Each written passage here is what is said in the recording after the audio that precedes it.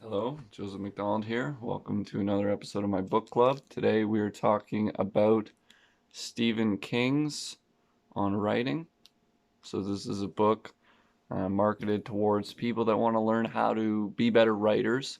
I'm someone who is of that demographic that I want to become someone that is more articulate in the stories that I tell and the sentences I create. So this book, very cool. I'd recommend it, even if you're not looking to become a writer. It is still a wonderful read that really gives you some opportunity to see who Stephen King is, but not only that, but it allows you to see this life of a pure dedicated writer. This the book starts with him giving a little brief biography of some of the elements that really stuck out in his upbringing and his journey as a writer. So you find out right away that he was inspired to be a writer from a young age, from going to the movie theaters when he was a kid. And so he was writing even in his early teens, and perhaps before that. I mean, the details don't really matter at this point, but it's a fascinating story. You can definitely see that, poor American culture of the time frame. He grew up, I guess, 60s, somewhere in there. So very interesting, very cool. But the main of the book is the tool book, and that starts probably 40% in to the book. And so here he gives you a lot of resources to show you what it takes, what in his mind is great advice for a young writer.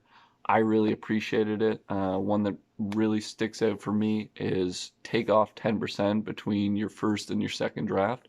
So what that means is cutting down, reducing the fluff, the unnecessary components.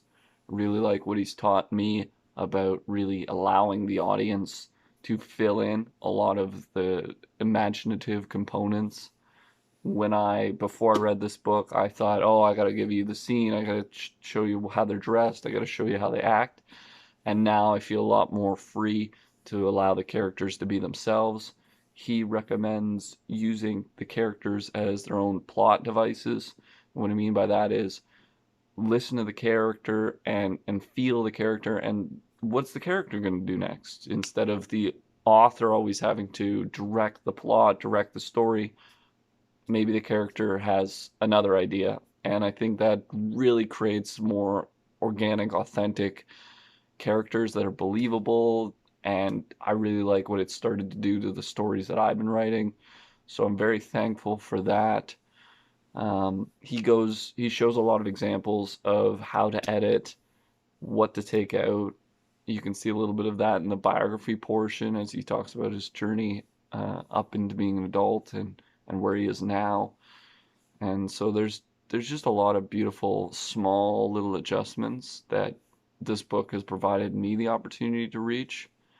He has some grammar that he's really against, and I can see why. He talks very heavily about reducing our usage of alternatives to saying he said.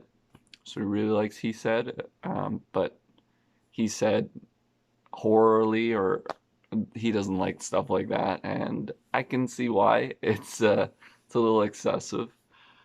And yeah, the last bit of the book, he talks about his journey recovering from a major accident. He was hit walking down the road by a van, and it must have been like a country highway or something, because yeah, he gets really messed up and he talks about that journey and just getting back up to speed with it. Recommends a lot of books at the back. This is the first time I've ever read Stephen King. Of course, I knew who Stephen King was roughly, but this book was really powerful for me.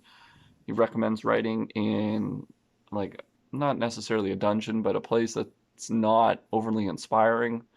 And so that way it really forces you to be engaged in your story and you being the catalyst for that beautiful scene that you're trying to create, rather than getting distracted by a beautiful window or some beautiful art.